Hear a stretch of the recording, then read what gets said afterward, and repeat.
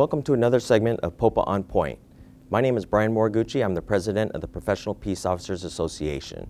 I'm joined today by Chief Jim McDonnell from the Long Beach Police Department, who is a candidate for sheriff. Welcome, Jim. Thanks, Brian.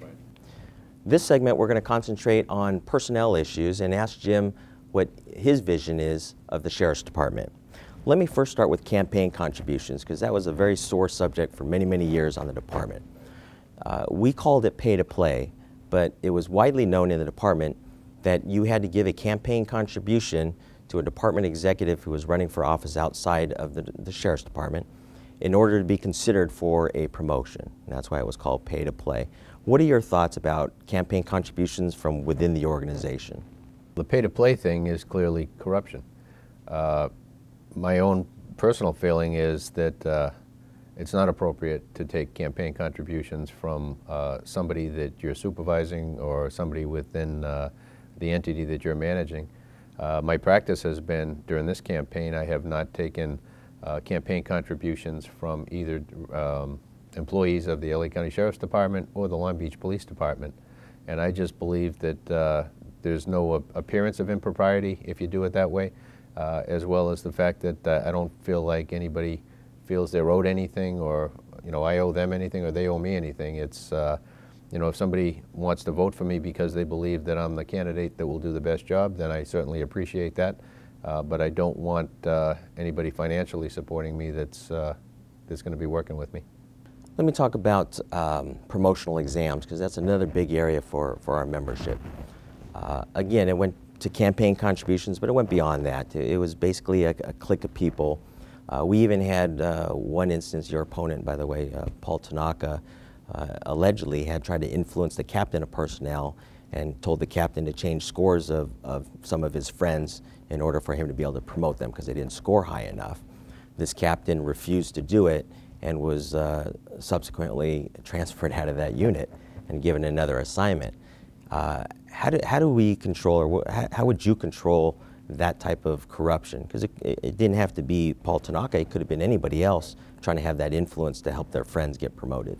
Well, I think clearly you set the tone and you make it very clear that this is promotions, hiring, promotions will be, transfers will be based on merit, not on who you know, not on who you supported financially in a campaign or any of those other extraneous things, but rather we're running an organization where what we do is critical.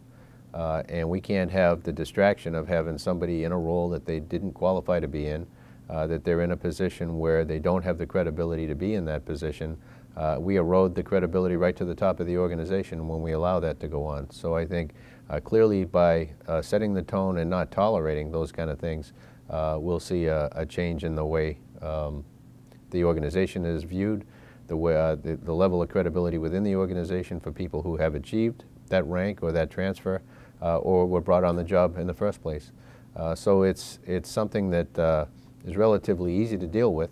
It's complex in that people have been doing things a certain way for a period of time, but I think that sending a very clear message right from the beginning will go a long way. You mentioned merit-based, and we all know it should be merit-based. We have actually in the county code a banding system, and I'm not sure what Long Beach used or what LAPD used, but we have a banding system. And what we have seen in the past is folks who are number 1 or number 2 in the band not getting promoted, right, and number 150 in that band getting promoted. Right. And it doesn't seem that that is a fair system or even a merit-based, right, system. Would you consider, and we've been advocating, to go into a numbered list, which is what we used to have for our sergeants. Would you consider going to a numbered list? I'd love to hear the pros and cons to that and how, in the context of this organization, that would play out. My own experience has been a little bit of both, whereas in Long Beach it's primarily a numerical ranking. In the city of LA, it's done by banding, but the bands are relatively small. In the top of the list, you get bands that are 1, 2, or 3 people, and then progressively they get larger as they go down through the ranks. But to have a band with 150 people in it, that would be unheard of there. So looking at options, because bands allow you to do a number of different things, to be able to look at people who's the best fit for the job that you have open at the time. The person who comes out in a band of 10 people, the person who comes out number 1 or number 2 You know, they're probably very close together in qualifications and in the way they were able to achieve a score on that exam. So I wouldn't close the door to banding overall, because I think it does bring value in some cases. But I also I look at the need for the system to be viewed as a merit-based system, and that we promote the best and the brightest that are available to us for the job. But leave the latitude that not every job the qualifications are the same or the fit is the same. You know, so I think kind of a hybrid of both is really what we'd be looking to get to be able to have some level of flexibility, but certainly for it to be based solely on merit. One hybrid solution that we've looked at is if you kept the banding, you can still group them in groups of, let's say, 5. Right. So 1 through 5, you can still promote the 5th one over the 1st one, but you can't go into number 6 without promoting everybody in that first 5. So you're doing them in groups of 5. Right. Would you consider that as an option? I'd take a look at it. That's fairly similar to the City of Los Angeles model, where they call it 3-hole scores, and you can look at the number of openings you have plus 5 in there. So there's potentially somebody could be not promoted who's in a position to be promotable, but you're going to be still looking at a pool of a limited amount of people based on the number of openings to be able to get that flexibility, but still base it on merit. Sheriff Baca was a big supporter of education, higher education. Right. He didn't mandate it in order to get promoted, but he put an emphasis on education, and we like that. Yeah. But what we saw was that it was applied inconsistently. So people that they didn't want to promote, who didn't have a degree, they said, you don't have a degree, so that's why you're not getting promoted. Yet there were plenty of people who didn't have degrees who still got promoted because they were liked in the car, pay to play, whatever the reason is. They were favored and they got promoted. What is your view on education, and would you implement a policy that would require education for promotions at certain levels? You know, you look at that, and a number of departments around the country have required to be a sergeant, you need a bachelor's degree, or to be a lieutenant or a captain, you might need a master's degree. I'd be careful about doing that. I certainly emphasize the value and the need for education. I think the more well-rounded we can have all of our employees, the better off we are as an organization. Education gives you a different perspective, and I think that's very valuable to the organization. But looking at it, you also don't want to create a system by mandating a certain degree for a certain position that you're limiting your ability to be able to promote people who represent the diversity of the department and the county that we serve. And that we're limiting ourselves that somebody who would be, a tremendous sergeant or a tremendous lieutenant, because of their life's circumstances and their situation at home, they weren't able to get back to school and be able to complete the education necessary to qualify. We're maybe doing ourselves a disservice there as well by limiting our ability to be able to promote somebody who would be the fit we're looking for. So I would highly value education. And it would be something that would be looked very favorably upon. But at this stage, I'd be hesitant to say that I would look immediately, at least, to mandating for a certain rank, a certain level of education be achieved first. Let me ask you about the tattoos. That was very controversial on our department. Your opponent in this race, Paul Tanaka, has admitted to having the Linwood Viking tattoo. And back in the 80s, there was a lawsuit where the judge said that that group, the Linwood Vikings, was a racist group of deputies. But since then, we've had numerous groups of deputy cliques or gangs, depending on how you want to label them. We've had Century Regulators, we've had East LA Banditos, we've had the Jump Out Boys, 2,000 boys, 3,000 boys in the jails. It became really widespread, and these groups, for those who don't know what the tattoo is, you get a tattoo, somebody has to authorize you to have that tattoo, and based on what you do to show your either loyalty to a group or your performance, and then they take you to a tattoo parlor and have a special tattoo placed on your body that has a number that's attached to you as an individual, so they know, they keep track of who's got what tattoo. It has created a lot of division in the department. What are your views about these tattoos, and what kind of policy, if any, would you create tattoos are so commonplace in society today that I think to preclude anybody from coming on the job or in any way judging them based on the fact that they have a tattoo on their body would be inappropriate and unrealistic. But to look at what you're talking about, tattoos within the organization that are given as a reward for a certain type of behavior, that behavior may be positive, that behavior, as we've seen, may be totally dysfunctional. And to earn a tattoo in the guise of this is an esprit de corps thing for our unit, and comparing it to the military, which I've heard over and over again. In the military, you can get a unit tattoo if you're in that unit. You don't have to be authorized by anybody based on your behavior to get a tattoo, and one that's numbered for being in a shooting, for being in a use of force, or whatever the criteria that that entity deems appropriate. We're one team.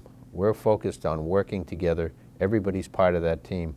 So to have dysfunctional groups within the organization is not something that's in furtherance of being the best in the field. And we've seen over and over again, whenever we have cliques or whatever other term you want to use to be able to call them, that ends up in problematic behavior. We've seen that over and over again, not only in this organization, in many organizations across the nation. So I think from the lessons learned, not only here but elsewhere, it's clear moving forward that that's not something that we're gonna sanction. That's not something that we should be proud of. That we have entities within the department that are known because of behavior, particularly uses of force and shootings, that you achieve some kind of special status. And that you're rewarded for that, and the way you show it is a tattoo or a coin or whatever the the issue of the day is. I view us all as one team, and we need to work well with everybody within the organization and all of our partners in law enforcement outside of the organization as well. So to focus on any one group as being better than another group based on being a member of some clique within the organization, that's dysfunctional behavior. But how do you control that? For example, one of the tattoos had a gun in the tattoo, the picture of a gun, and if you got into a shooting, you were allowed to put smoke in that. Yeah. So obviously then it looks like we're encouraging people to get in shootings, but how do you control that? Because let's say that tattoo is not one in which you have to be authorized to get. It's just simply your unit's tattoo, and if you get into a shooting, you add smoke to the barrel of your gun. How as the executive, as the chief law enforcement officer, how do you control that? You know what, I think really the leverage you have is to set the tone on what's acceptable, what kind of behavior we're looking to promote, what kind of behavior we're not looking to promote at all. As far as actually physically being able to regulate what kind of a tattoo somebody gets on their body in a place that's not generally visible, that wouldn't be visible in uniform or appropriate street clothing, your ability to affect that is very limited. But I think you certainly do have the ability to be able to let people know what the organization values and what we don't. And I think people over a relatively short period of time would start to understand that, and the behavior hopefully would change accordingly. And for those that it didn't, you look at their behavior, not at their tattoos or other things such as that, to be able to decide what's the appropriate next steps. That's a good point about behavior versus the tattoo. I have to admit that I've been on the department for 29 years, and when I promoted to lieutenant, I had a young female deputy working for me that had tattoos all over her body, and I was shocked that she was a deputy, and she was an outstanding deputy. So it's just the culture of the younger generation to have more tattoos than our generation. So you're right, I think we ought to judge them on their behavior, not so much on the tattoo. Let me talk about the career path for civilians, because POPA does represent a fairly large group of civilians: custody assistants, security officers, law enforcement technicians, crime lab folks, a whole slew of classifications. One of the things, you were a commissioner on the county commission on jail violence, and you guys produced a report that talked about custody assistants and using them in greater capacity, that they are an important component to the jail. But our custody assistants, a couple things with them that I want to ask you about. The custody assistant term is a little bit misleading, because they're really not assisting, they're actually doing a job. And we made a recommendation in a POPA plan that we produced a couple years ago that their name be changed to either sheriff jailer or something else to identify the actual job that they're doing, right. not as a custody assistant. And that's one thing to see if you'd be open to changing their name. Second is a career path for them. Right now they have no career path. They are what they are, and there's just one level. Deputy or sworn classifications, we have a whole slew. Right. Even in the deputy classification, we have different levels. We have bonus positions and bonus 2 positions. Custody assistants don't have any of that. Right. Would you be open to creating career paths for these civilian classifications? Absolutely.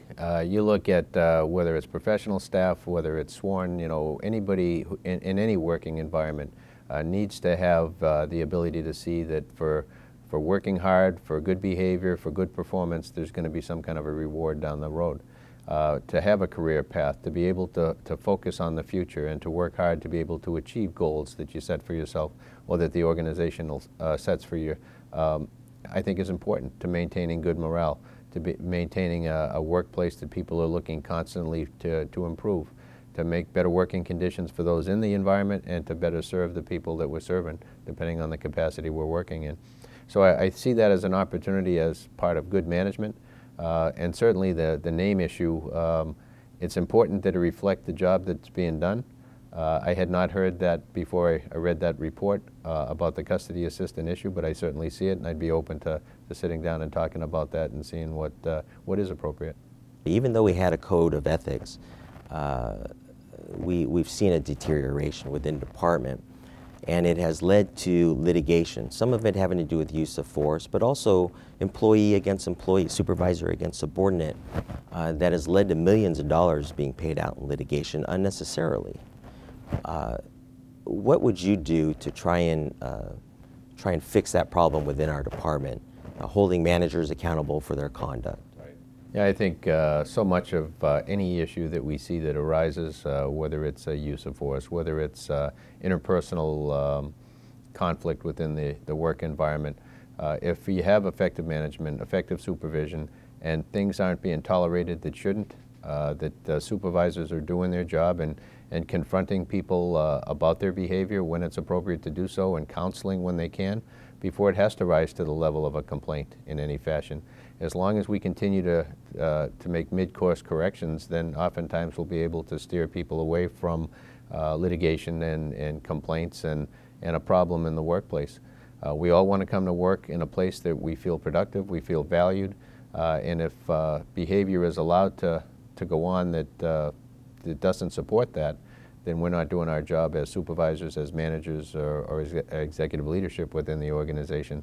So I think setting the tone is a critical part on that as well, and letting people know that, you know what, we're here to support you to be as productive and as effective as you possibly can in furtherance of the goals and mission of the organization.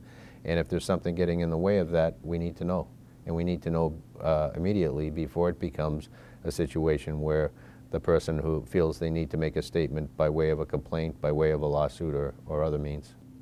I think a lot of our employees had difficulty addressing it internally because there was, at the very, very top, well, not the very, very top, but very close to the very top, there was interference in that, and there was punishment that came as a result of you expressing your concern. Would you create some sort of hotline for the employees, or would you have an open door policy where any employee can come talk to you about how they're being treated? Yeah, if somebody is in a work environment situation where they don't believe that they're being treated appropriately and they brought that to the attention of their supervisor, or their supervisor is engaged in that inappropriate conduct, and then I think if they feel that there's not an opportunity to be able to take it up a next level over that supervisor, then an avenue that's recently opened is the Inspector General. And part of the ability of the organization to have an outlet other than the normal chain of command situation would be one where I think there's value to that. I think it's appropriate for the role of Inspector General to be able to field complaints where otherwise people may not feel appropriate to go through their chain of command for fear of retaliation or whatever, or being ostracized. hopefully we'll create an environment where that is no longer an issue, where supervision and management is proactive, is setting the tone appropriately, and that when something comes to their attention, they deal with it right away, rather than letting something fester or creating a work environment that's hostile or not productive in the big picture. So I think by setting the tone, by letting supervisors very clearly know what their roles and responsibilities are, and by holding supervision and management accountable for what goes on within their work environment that they oversee, those are all key things to ensuring that we get the type of professional work environment that all of our employees deserve. Sheriff Baca did create a education-based discipline system, Right. which we thought was very, very good, as opposed to just a strict accountability. This is the punishment you're going to get for that violation, because without changing their behavior or teaching them how to act differently, Right. they're just going to repeat Right. their conduct. What are your thoughts about education-based discipline, and would you keep it? We'll take a look at that. A number of things that Sheriff Baca did I find great value to, and I think that some of those things are being overlooked now. Education-based disciplinary system, I think, is appropriate on a number of levels where an employee's conduct or behavior is such where retraining will rectify it and the person can move forward as a productive employee. Then I think our greatest asset are our employees, so then it's a good investment. If we have conduct that is misconduct of a degree where training is not an issue, and that it is an issue that that person does not belong on this department, then we deal with that just as aggressively and surely. And the message that is sent by both is one of we're looking for a work environment that's positive. We will help make it that way through retraining, through counseling, through whatever corrective action we can take. But when it crosses the line and it's somebody being malicious, it's somebody completely disrespecting the rights of another, or somebody doing things that are not in line at all with the values of the organization, then we've got to look at that as well. And As the union representing employees, a lot of people think we fight for the bad employees to stay, and that's not true. Our job is to make sure that their rights are afforded them. Right. We don't like bad cops Right. any more than the public likes bad cops. So what are your thoughts about how to deal with those bad cops? How would... Now, I appreciate that perspective very much. That badge represents so much more than just a piece of the uniform. It represents a lot of sacrifice and credibility and hard work, and we need to be very clear about that it's a privilege to wear that badge or to identify yourself as an LA County Sheriff's Department employee, and we don't take that lightly. So education-based discipline, I think, is a positive as far as trying to reshape behavior where appropriate. But at the end of the day, and the bottom line is that there are certain people who will do certain things that indicate that they do not belong on this job, and we will deal with them appropriately as well. And that will help restore the integrity and the public image of this department as well, correct? Right. Okay. Well, let's summarize by talking about how we restore the image of the Sheriff's Department. Right. I personally believe that this is the greatest Sheriff's Department in the world. We Right. are the best at what we do. When you become Sheriff, what will you do to restore the image of the Sheriff's Department? I think the goal is to be able to market the good things that are being done every day within the organization, and to be able to not wait for others to tell our story, but for us to tell our story as well as we can also. Clearly, as you said, that the vast majority of employees within this organization work very hard, do the right thing, remember why they came on the job in the first place, and every day their behavior is reflective of that. I think the problem that we've seen in the recent past is the problem you see in many organizations where, although most employees are doing the right things, we tolerate those who aren't doing the right things, and we allow a few to bring down the many. And so moving forward, I want to make it very clear that we're all going to work together. We're going to, when one fails, we all fail. When one wins, we all win. And that's got to be the attitude we all take, because when one person who's wearing that badge or representing this organization jeopardizes the image of the organization for everybody, and we allow that to happen, then shame on us, because then the outcome will be something less than what it should be. So to be able to step forward, and as we talked about before, to when somebody errs, to retrain them if that's appropriate. But again, to be able to be in a position to say, this badge means the world to all of us, and the tremendous amount of sacrifice that went into making it, putting the shine on that badge that it had and will again very soon. We can't jeopardize that. We can't let anybody who, through their behavior, let us take any steps back. We need to move forward. We need to do it in a way that is aggressive in maintaining the integrity of the organization and in showcasing to the rest of the policing world, to begin with, that we're back in the game and that we're working very hard and we're an example of what police professionalism should look like. And in short order, I know that much as it was done in the past, police agencies from across the country and around the world will be looking to the LA County Sheriff's Department for best practices. In the eyes of the community, we need to re-engage. In many cases, in many of our communities, the residents could not be happier with the Sheriff's Department than they are, and that's great to see. However, there are some other communities that are more challenged in that regard, and they don't feel like they're being respected. They don't feel like they're being treated the way they deserve to be treated. So we've got some work to do in that regard, but it's focusing on where the problems are and addressing them aggressively, focusing on where we're doing things well and looking at those as best practices and trying to replicate those in the areas that we're not having as much success. And so in looking at the organization, I think there are a tremendous number of opportunities to be able to show everybody what we have to offer as an organization, and to be able then to reward the behavior that is fostering that and to address the behavior that is bringing us down. And we certainly agree with that, and I know we're going to be working very closely with you on personnel issues when you become sheriff, and I look forward to that. I think our vision and our goals are the same, so I don't think there'll be a lot of conflict there. But there's going to be some growing pains for us with you as to how personnel are being treated, whether it's a fair amount of discipline and things like that. But I want to thank you for joining us today. Thank you, Brian. That is the conclusion of another segment of POPA On Point. Today we talked about personnel issues. We'll also have other segments dealing with general organizational issues, and also we'll do another segment on jail issues as well. Thank you for joining us. Learn more about us by visiting our website at www.ppoa.com.